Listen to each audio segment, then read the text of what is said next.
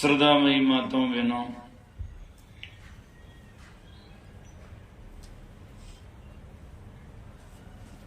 संसार किसे कहते हैं? ये महात्मा ने लिखा, संसरी इति संसार है। जो निरंतर जिसमें बदलाव होता है, एक समान नहीं रहता, उसे संसार कहते हैं। और एक समान रहने वाला संसार का मालिक स्वामी आत्मा चेतन, वो उसमें बदलाव नहीं होता है। तो संसार एक रस रहता नहीं है, उसे ही संसार कहते हैं। और एक रस रखने के चक्कर में हम जाना ही नहीं चाहिए। क्यों? हो ही नहीं सकता। जिससे मृगा का जल है ही नहीं तो पी नहीं सकता।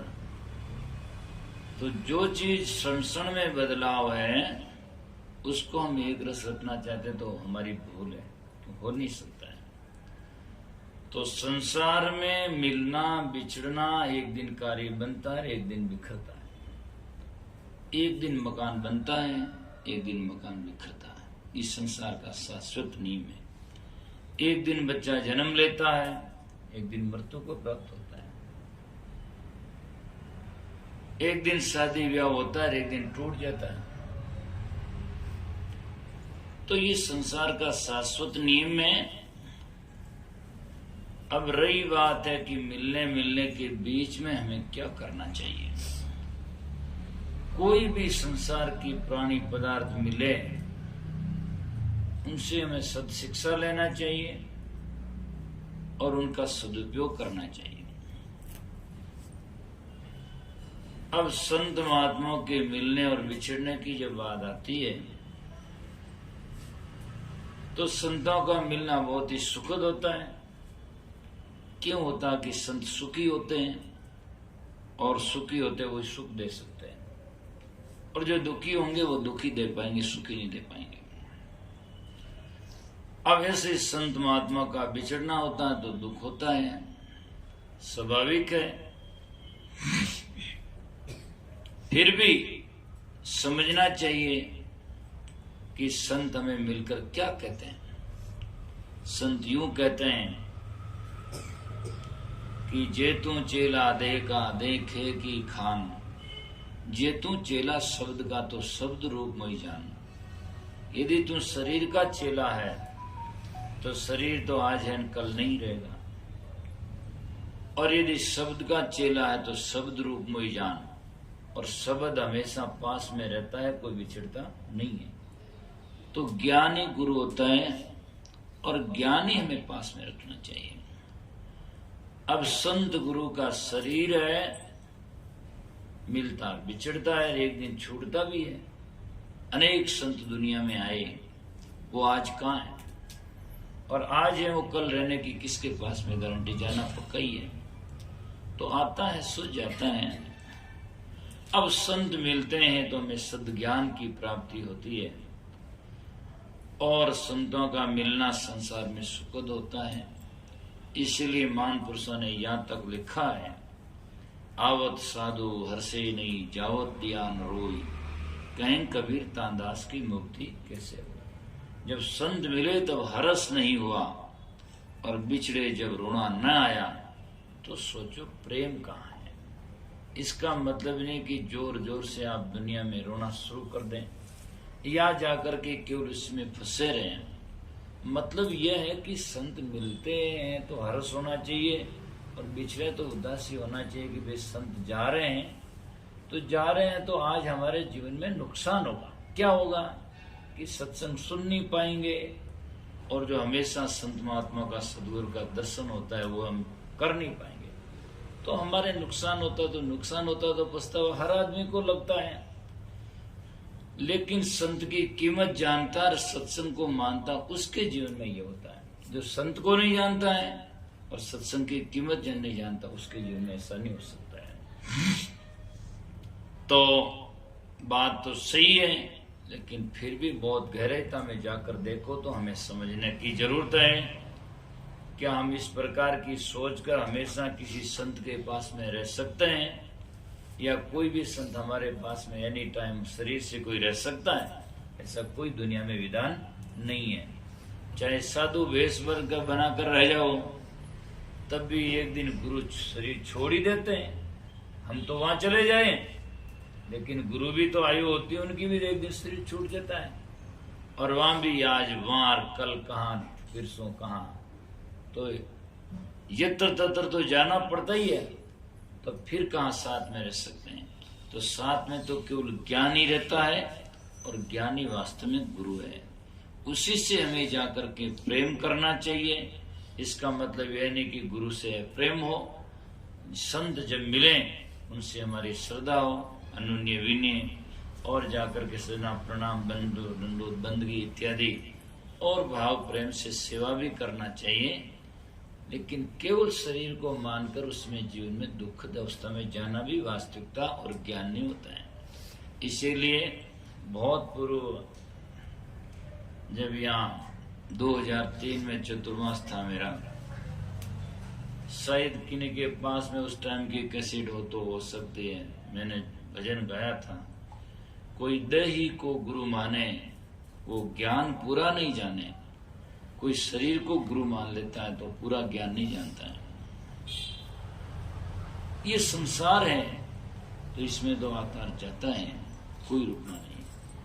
एक दिन गई 14 तारीख को मैं बेंगलोर आया, कल वापस 14 रवाना हो गया। तो महीना निकल गया, और महीना नहीं उम्र निकली है, कितने वर्ष हो गए।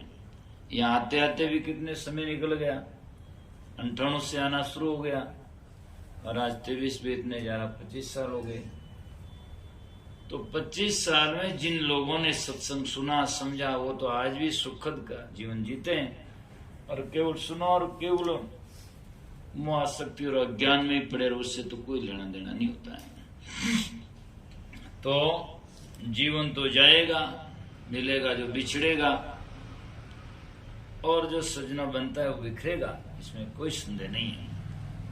तो बस इतना ही समझना चाहिए कि वस्तु मिले उसका हम सदुपयोग करें, और प्राणी मिले उनसे हम अच्छी शिक्षा लें, और उनसे भी हमारा जाकर के कोई भले का काम हो तो करें, बाकी जाकर के अति आसक्ति और मोह में पड़कर हमारे जीवन की बर्बादी न करें। तो मिलना है तो मिलजुल रहिए, दमी दम का मेला है। श्वास श्वास में नाम लो वृथा सांस मत खोई, ना जानो इन सांस का आवे ना हो। श्वास वापस आया न आया, तेरे दूसरे सांस की आस नहीं, काहे कर तू घुमाना रे। तो संतों का ज्ञान याद रखना चाहिए, और सब लोगों से इससे रहो। एक आदमी जो है आज मिला जा रहा है, उनके लिए हम तरसते हैं, और यदि पास में रहने वाला से यदि हम जाकर के अंगार और क्रोध बरसते हैं तो क्या हमारी मानवता होगी। जानने वाले के लिए हम पश्चाताप करें, और जो रहते हैं उनसे हम जाकर के एडजस्टमेंट नहीं कर सके, उनकी भावनाओं को हम ले नहीं सके, तो क्या होगा। इसीलिए जाने वाला से अति आसक्त होकर के उसमें जाकर डीप में गहराईता में मत जाओ। कहो कि ये संसार नियम में, और मैंने जो 1 महीना में या 25 साल में जो ज्ञान दिया है, उसी ज्ञान को हम लेकर थिर रहे, और उसी में हम जाकर के शांति में जीवन जिए। और जो हमेशा के लिए साथ में रहते हैं, मिलते हैं, बिछड़ते हैं, उनसे भी हमारा जाकर के अति आसक्ति न, प्रेम करो उनसे जाकर के, सजनों छोड़ो, अर्थात जाकर के प्रतिस्पर्धा की भावना छोड़ करके, और उनसे हमें जाकर के प्रेम से जीवन जीना चाहिए। तो हमारी साधुता, तो हमारा प्रेम, तो हमारी भक्ति, तो हमारा ज्ञान, और तो हमारा गुरुमुखता सामने नजर में आएगी। और यदि हम ऐसा न करेंगे तो कौन गुरुमुख कहेंगे।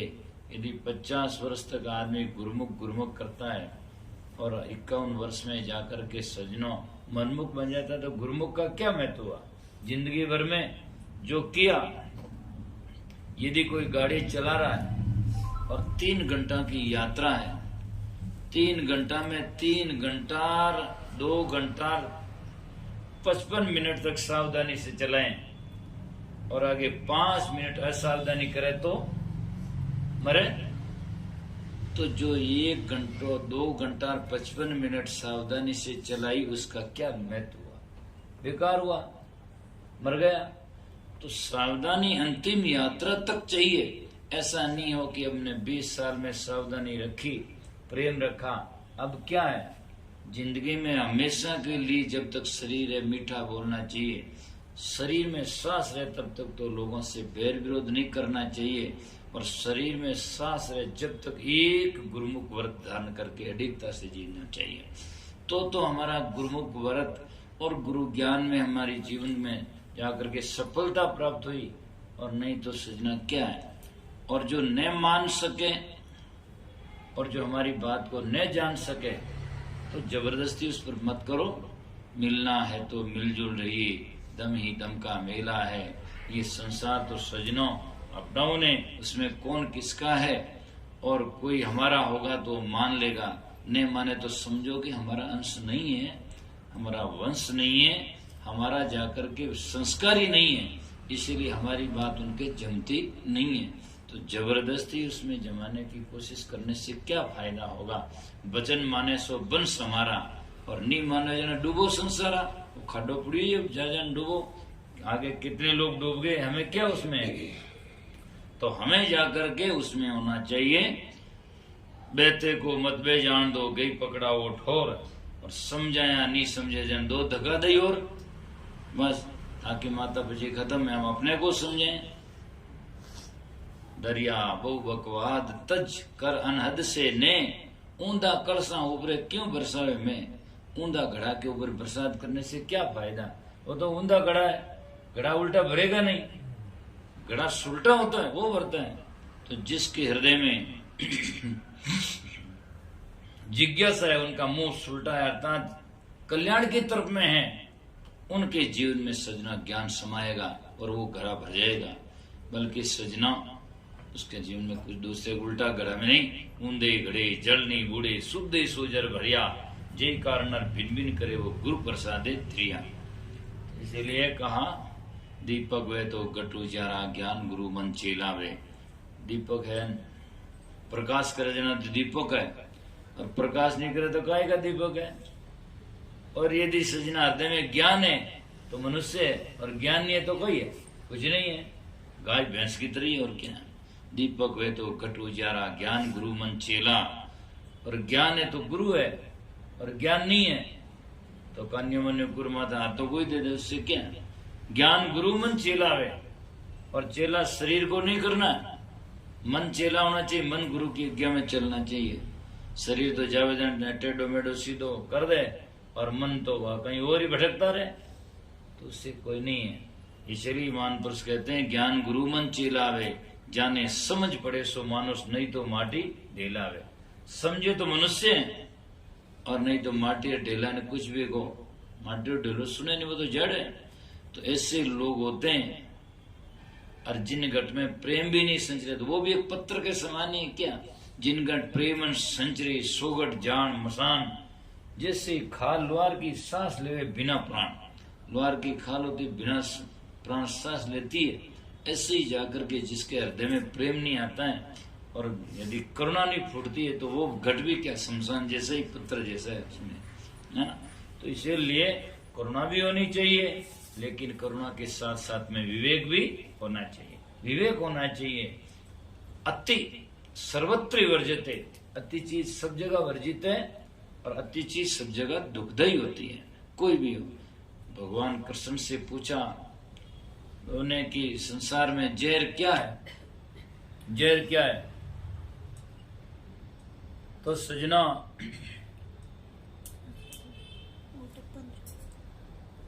उसमें चार जवाब देने क्या, तो क्या उसमें जहर क्या है।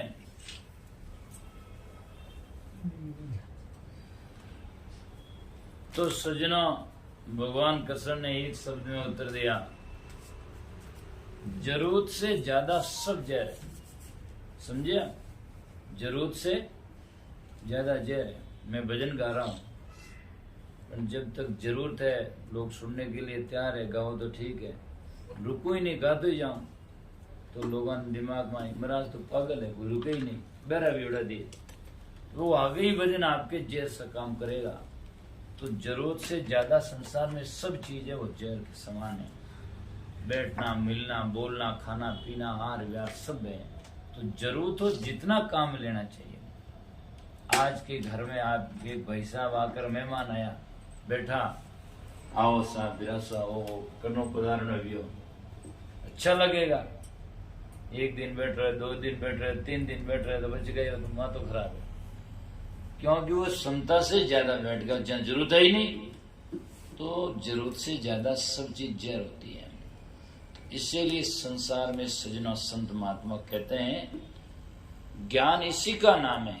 जैसे गाड़ी के ड्राइवर उसी का नाम है जो गाड़ी को ऊपर ले जाए, नीचे ले जाए, चढ़ाई में ले जाए, कहीं भी गिरने न दे और उसको क्षमता से निकाल दे युक्ति से, उसका नाम ड्राइवर है।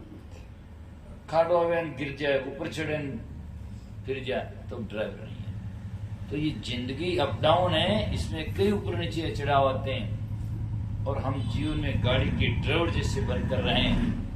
किस समय कौन बात की जरूरत होती है, किस समय कौन सी चीज की जरूरत होती है, उस समय हम लाकर खड़ा करें, उसको काम ले लें, फिर उसको छोड़ दें। जैसे सर्दी आई, कंबल ओढ़ लिया, गर्मी आई, उसको रख दिया। अब तो यदि आपने सर्दी में कंबल ओढ़ा और गर्मी में आपने कहोगे हमारी कमर में तो ओढ़ी रहा हूं, तो वह नुकसानदायक है। जरूरत थी काम ले लिया, आज जरूरत नहीं, उसको रख दो। ऐसे ही सत्संग में हम जाकर गए, आज ये माइक मैंने अभी सत्संग में बोल रहा हूं तो पढ़ा है, लोग कहेंगे बढ़िया है, सत्संग बद भी यार मैं तो गला टेर लू क्या मारू माइक है, मैं तो टेर ही रहा, लोग की पागल है।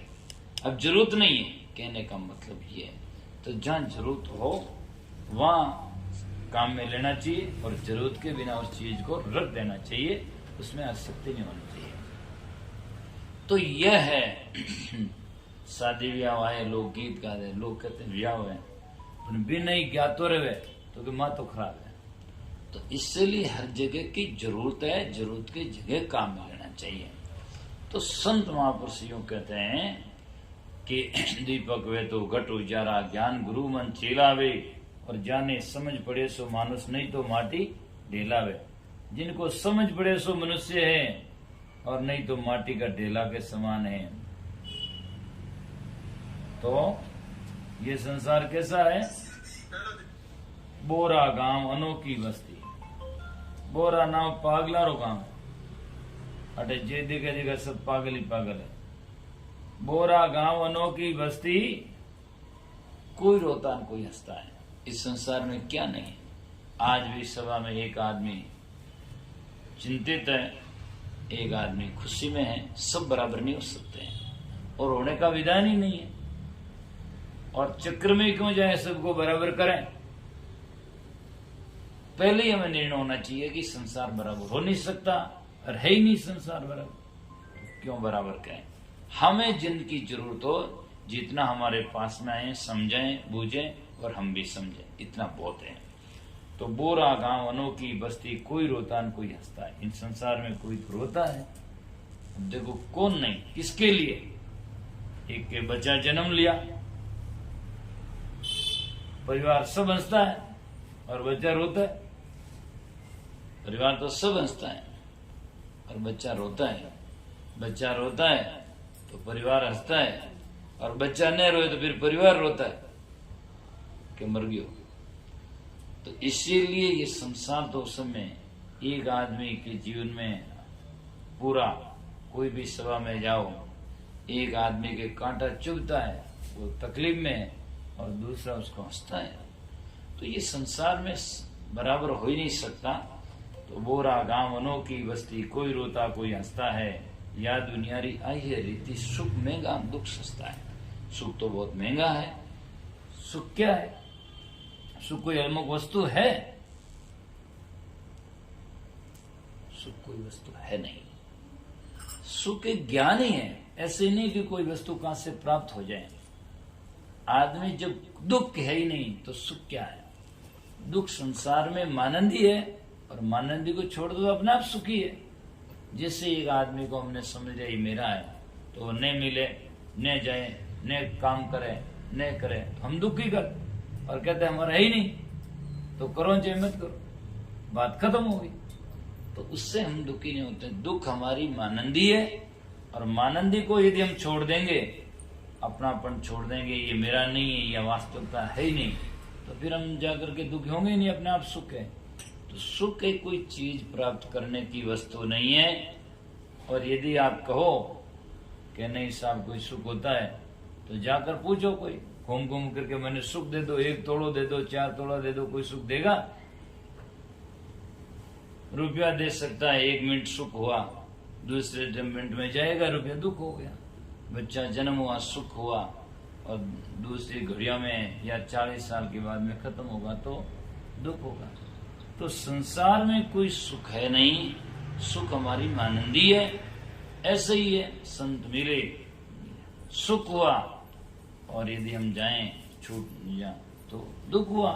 तो मिलना और विछड़ना, जिस चीज से हम सुख मानते हैं तो सजना उससे हमारा जरूर संसार में दुख होता है। इसीलिए हमें जीवन में वस्तुतः समझना चाहिए और भक्ति भजन करना चाहिए।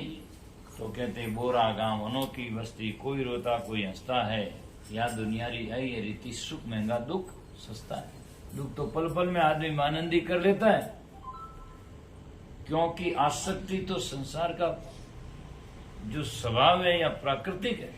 जैसे कचरा बिखरना तो प्राकृतिक है अपने आप में, लेकिन निकालना अपने आप में नहीं होता है। रोग को बुलाने के लिए कोई आमंत्रण नहीं देते, रोग बुलाने के लिए कोई दवाई नहीं लेते, भाई मुझे रोग आ जाए, कोई नहीं लेता, अपने आप आता है रोग। हर आदमी के जीवन में रोग कोई बुलाता है, अपना भी रोग पैदा होता है, पर अपने आप जाता नहीं। जाने के लिए दवाई लेना पड़ता है, परहेज करना पड़ता है, मेहनत करना पड़ता है, संयम समझना पड़ता है, और तब कहीं ये रोग जा सकता है। तो अनादि से दुख तो स्वतः ही आता है, और सुख को समझने के लिए ज्ञान को समझना पड़ता है, तब हमें सुख में स्थिति आती है।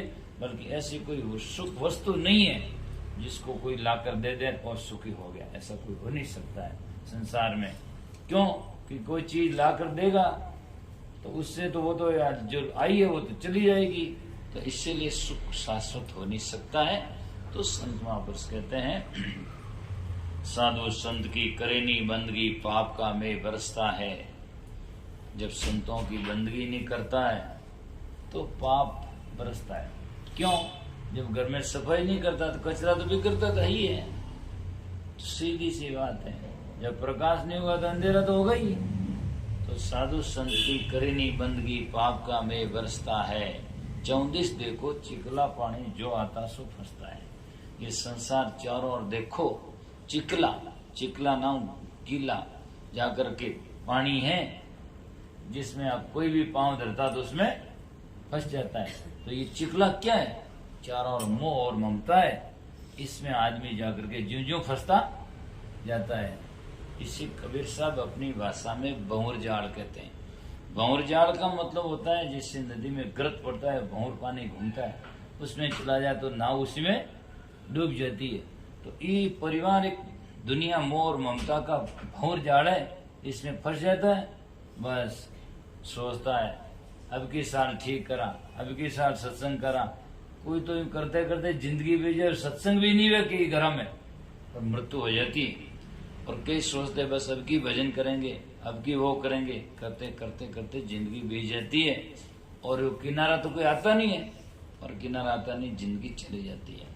इसीलिए ये चिकला पानी है जो इसमें भंवर में फंस जाता है, और बस निकलना चाहता तो निकल नहीं सकता, उसमें फंसता रहता है। अब तो उस टाइम में कोई सदगुरु आए और डोरी फेंक दे, हम पकड़ लें, तो कोई भंवर जाल से बाहर निकाल दे। 7 दीप 9 खंड में सदगुरु ने की डोर, और डोर पकड़ हंसा नहीं चले तो कहीं सदगुरु रे जोर।